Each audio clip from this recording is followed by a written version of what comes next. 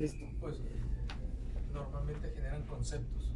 Cuando generan un diseño de una casa es un concepto, dependiendo del estilo de vida. Esas son las entrevistas filosóficas cuando van a hacer casas. Ok, la primera pregunta es, ¿cuál es su nombre? Alfredo Padilla. Y Adriana González.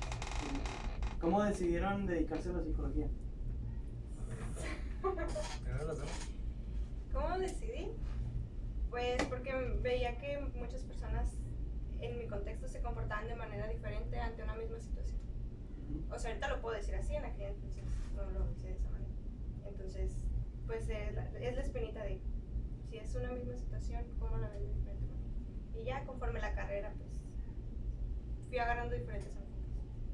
Pero eso fue lo primero. Pues algo parecido. La idea esencial era tratar de contestar una pregunta parecida. ¿Por qué la gente se comporta así? En cualquier formato, no sé, pero o sea, algo muy similar, ¿no? ¿Por qué la gente se comporta así? Esa es la idea. O era la idea al principio. La tercera es, ¿qué servicios ofrece y a cuál recurren sus pacientes con mayor frecuencia? Bueno, aquí en la universidad, mi trabajo que tenemos aquí es relacionado con las bases biológicas de la conducta. O sea, la psicología tiene como 4 grandes áreas fundamentales o modelos fundamentales, ¿no? Por una parte está, la mayoría de la gente conoce el psicoanálisis, que es un estudio sobre cómo se construye la mente, cuáles son los elementos y trabaja con cosas etéreas, ¿no? Con temas que no son físicas, que son los pensamientos, las ideas. Y está un área que es más humanística, es la existencialista, en donde estudian a la persona como ser humano, como una entidad que no necesariamente física, sino el tema de la imagen de la persona y su relación con las otras entes, ¿no? Y esta otra área que es más física, que es el conductismo, donde se analiza el patrón de comportamientos dependiendo del contexto, algo muy similar a lo que quieren hacer ustedes. Y hay otra línea que es el de las bases biológicas, donde nuestra premisa fundamental es el cerebro es el que produce la conducta. ¿Qué pasa si se daña? Entonces, esa es la parte que me toca, yo es la que trabajamos acá. Entonces, aquí en la universidad tenemos un programa que se llama Programa de Atención Neuropsicológica, donde atendemos a las personas que tienen daño cerebral o atendemos a los pacientes que nos derivan, ya sean médicos o otros especialistas, y quieren descartar que la conducta que tiene el paciente se deba a daño cerebral. Entonces, la chamba es atender a ese tipo de personas que tengan o dictaminar si tienen o no daño cerebral. Muy bien. La cuarta es, ¿cuál era su asignatura preferida en la carrera? ¿Cuál era mi preferida? Bueno, hasta ahorita, en primero me gustaba desarrollo humano o psicología educativa, luego me gustó neuro y pues son varios. Que tiene que ser el nombre completo. Neuroanatomía funcional. Okay. A mí, neuroanatomía funcional, esa siempre fue, porque en neuroanatomía funcional lo que tienes que estudiar es qué partes forman el cerebro, cuántas partes, cómo se relacionan entre ellas y qué pasa cuando se daña cada una de ellas por separado. Esa es así, la buena. Muy bien. La 5, ¿qué es lo que más le agrada de su profesión? ¿Qué es lo que más me agrada? Pues que hay diferentes perspectivas o formas de o sea, lo mismo del principio, pues, pero ya puedo ver como por qué esta persona lo mira de esta manera y por qué esta persona lo mira de otra manera. Como pues sí, contestar la pregunta que tenía y sí, a veces pues te topas con que lo ven muy diferente, no de la forma que yo lo pueda ver, entonces pues aprendes también que hay muchas maneras. Es una pregunta difícil.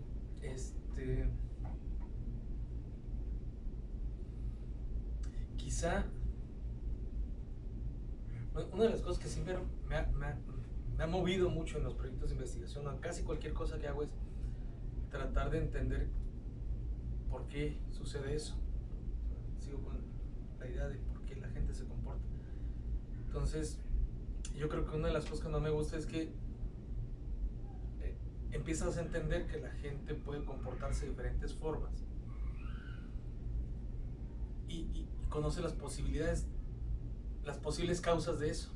Entonces ya en la siguiente vez que te topas con una persona que se enoja con verte o se enoja por algo o se ríe de algo, no hay una sola posibilidad. O sea, ya puedo entender que no se burla de mí o puedo entender que no se ríe conmigo, puedo entender ese tipo de cosas, ¿no? Yo no siempre latino, pero es más o menos esa lógica. O sea, ya tengo más posibilidades de respuestas para una misma conducta pues, observada. Muy bien. La 6 sería, ¿cuáles son las ventajas de esta profesión? ¿Y cuáles son las desventajas?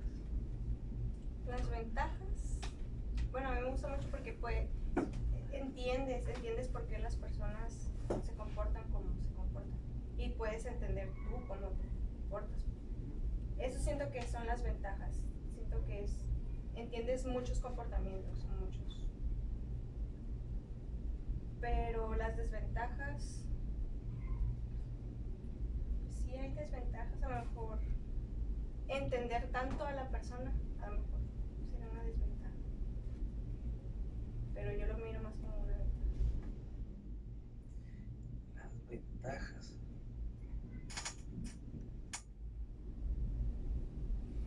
No sé.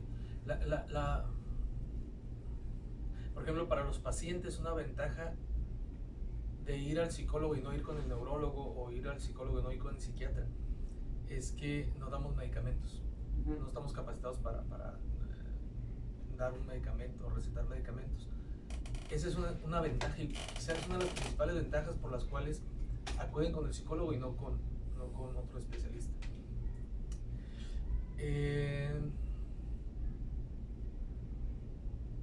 Una desventaja, una enorme desventaja como profesión es que tanto el cine como la televisión han estereotipado mucho la psicología. Entonces, desde que leemos la mente o somos capaces de interpretar una conducta con tan solo echar un vistazo y esas cosas, mitifican mucho y estereotipan mucho la profesión. Pero quizá una de las principales ventajas a mi juicio es, y creo que pasa con la mayoría de las profesiones, es que es muy satisfactorio saber que la persona mejoró su condición de vida después de que hiciste lo que tenías que hacer, ¿no? Un tratamiento. Esa es así, sí llega, pues, sí te provoca un cambio, pues, como persona. Y la desventaja es que, como dice la compañera, sí, hay una frase que me gusta mucho que dice, nada teme el que nada sabe. Aquí el problema es que sabes mucho, ¿no? Entonces, a veces saber mucho te causa más angustia, ¿no? Pero bueno, es eso. Ok. La número 8, ¿alguna vez su trabajo ha influido en su estado emocional? Pues a lo mejor sí llegó a influir, pero no mucho.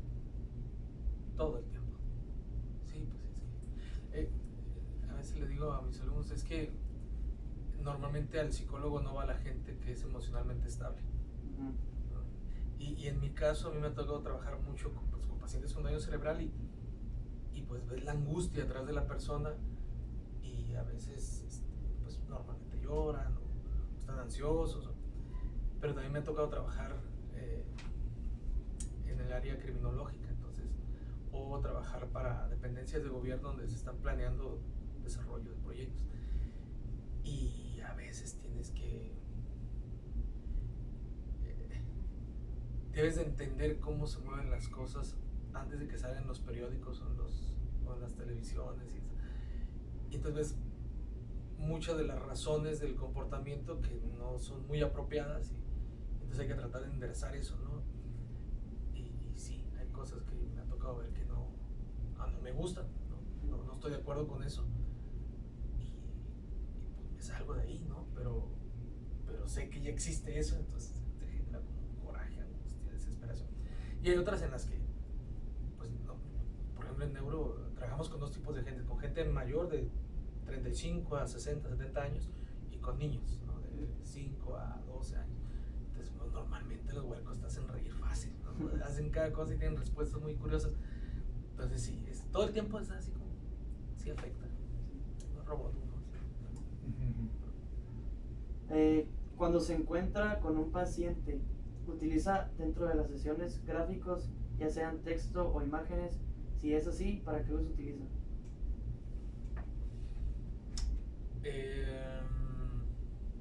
Bueno, precisamente de eso estamos hablando ahorita. Normalmente utilizas imágenes o textos, instrumentos, pues, primero para obtener datos, ¿no? O sea, tú lo usas como un instrumento de evaluación. Puedes poner un celular, una hoja. En el área donde estamos nosotros, cualquier objeto es un instrumento. Entonces, pues un abanico, esta cosa, una hoja. Si sabes cómo quieres que actúe el cerebro, pues utilizas una herramienta para que ejecute una conducta. Estás evaluando si puede ejecutarlo o no, cómo esperas que debe ejecutarlo.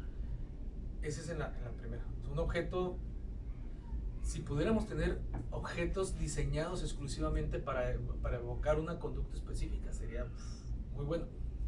Y sí hay, pues, pero por ejemplo, algunos objetos tienen que diseñarse basados en la cultura, en la subcultura de las personas.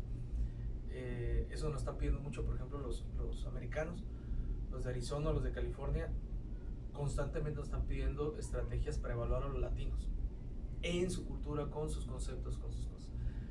Y bueno, eso sería una buena herramienta. Otra forma de usar los objetos es en el tratamiento. Una vez que ya ves que la persona puede discernir entre colores, o se le olvidan los nombres de las cosas, o se le olvida cómo funcionan las cosas, sabe lo que es un abanico, pero no sé cómo funciona, o no sé cómo usarlo.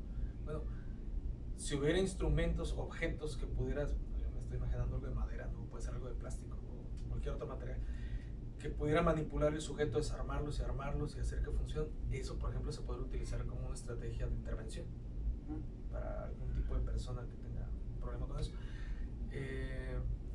Hay muchos software, por ejemplo, para trabajos con manejo de ansiedad o de memoria o de reconocimiento de objetos. Hay muchos software diseñados con figuras específicas. Lo difícil de esas figuras o de esos objetos es que si no están en su entorno contextual, va a ser un poco más difícil porque va a tener que aprender qué es, cómo usarlo. Pero si pudiéramos tener a la mano objetos que puedan parecerse a lo que esa persona usaba antes o podía usar. Hay una cosa muy particular ahí.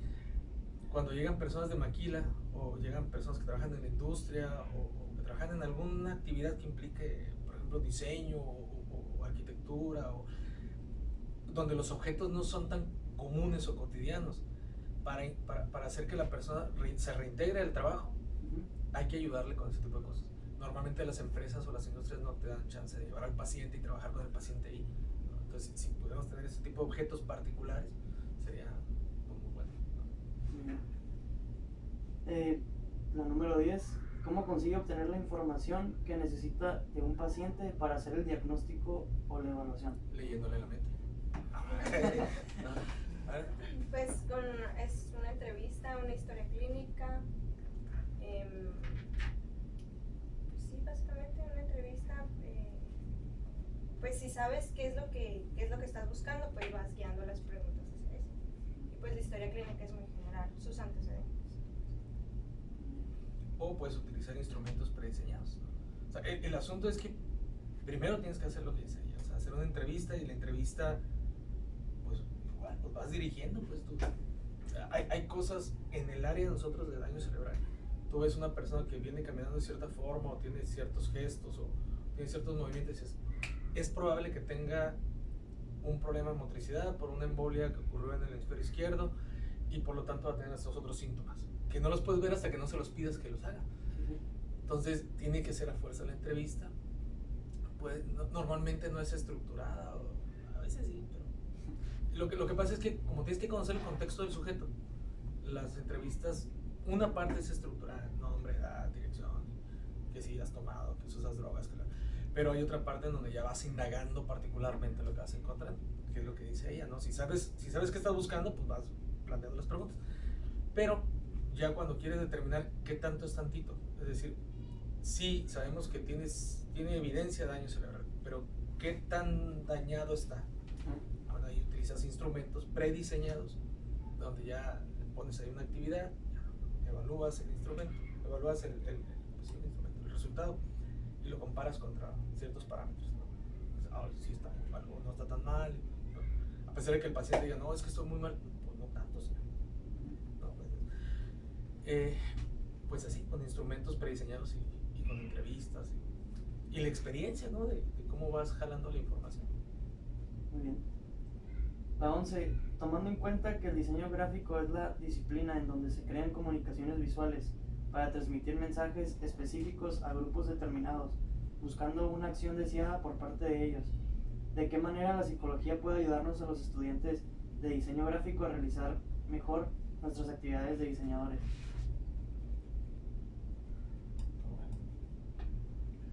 La verdad no tienen remedio ustedes, así que no importa. No, fíjate que yo creo que hay una parte donde interactúa mucho la psicología con el arte en general y con la arquitectura en particular, ¿no? Y el diseño gráfico.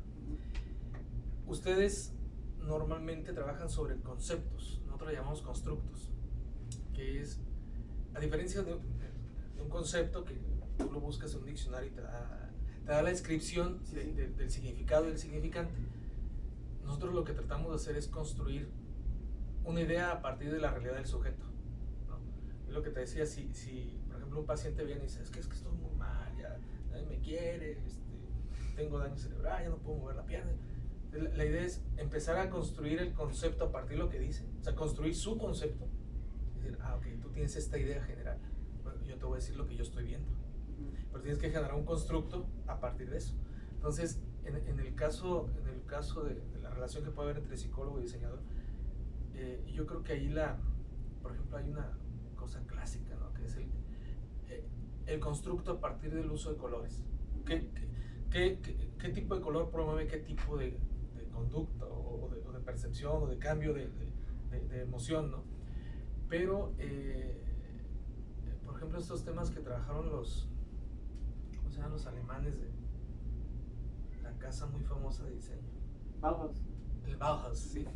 Ese concepto básicamente es lo que haría también un psicólogo, ¿no?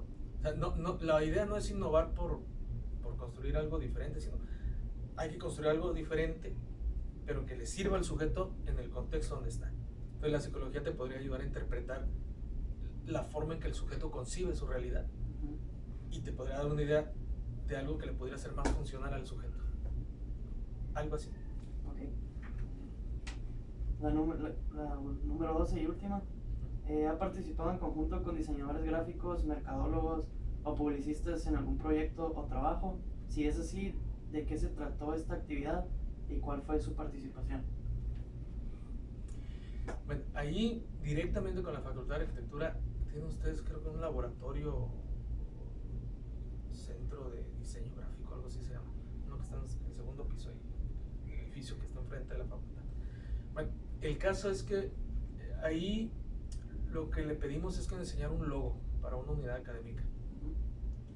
Y en la unidad académica se imparten las carreras de ingeniería en computación, de administración de empresas, de psicología y los troncos comunes de las ingenierías, de las económico-administrativas y de las sociales. La idea era hacer coincidir todas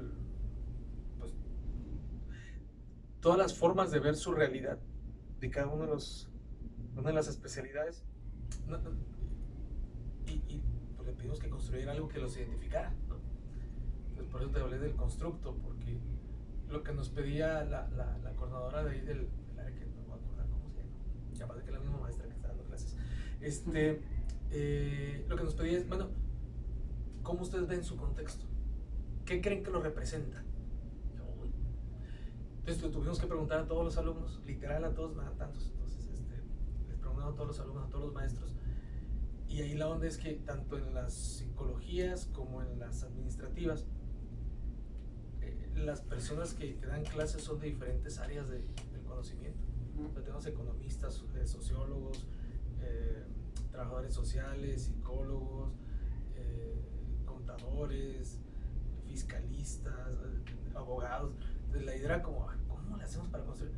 Entonces lo que se nos ocurrió a ambos es hacer una encuesta sobre cómo crees tú que es tu profesión y qué representa, qué símbolo representa.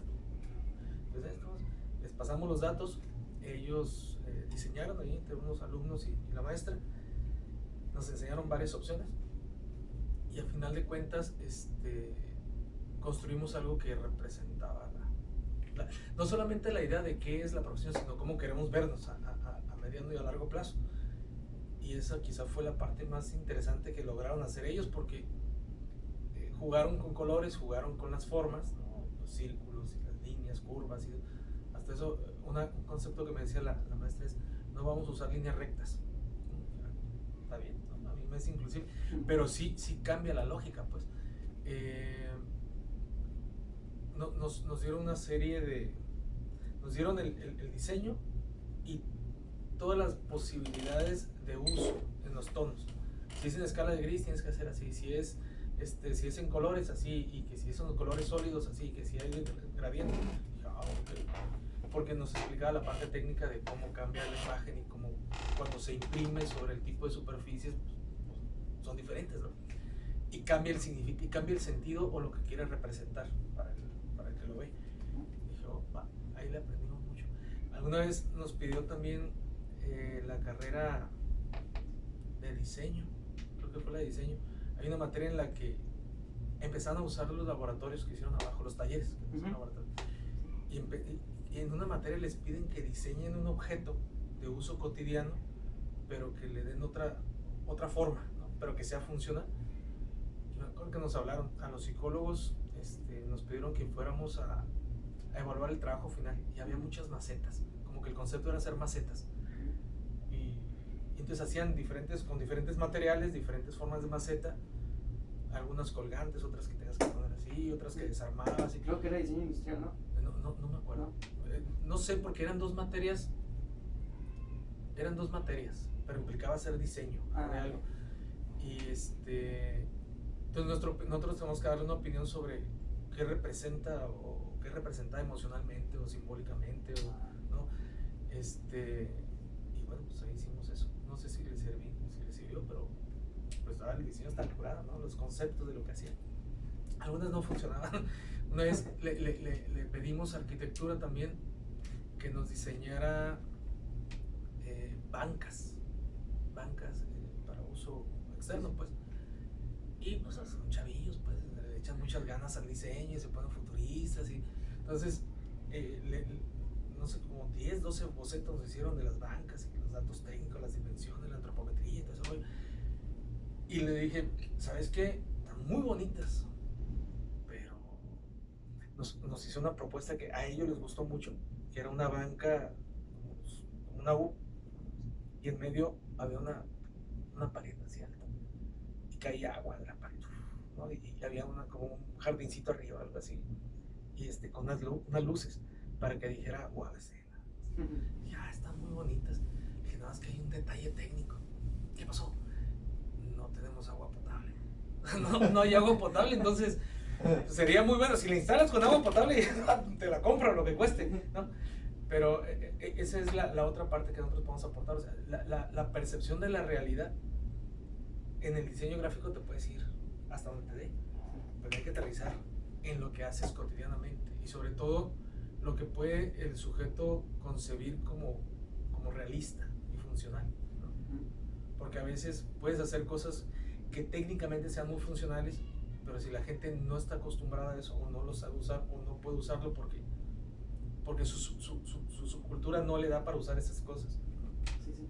O su estructura mental o su idiosincrasia no genera un antivalor, pues no lo va a usar, ¿no? Entonces, ese es parte del asunto. Ok, muchísimas gracias por su tiempo. Muchísimas de nada.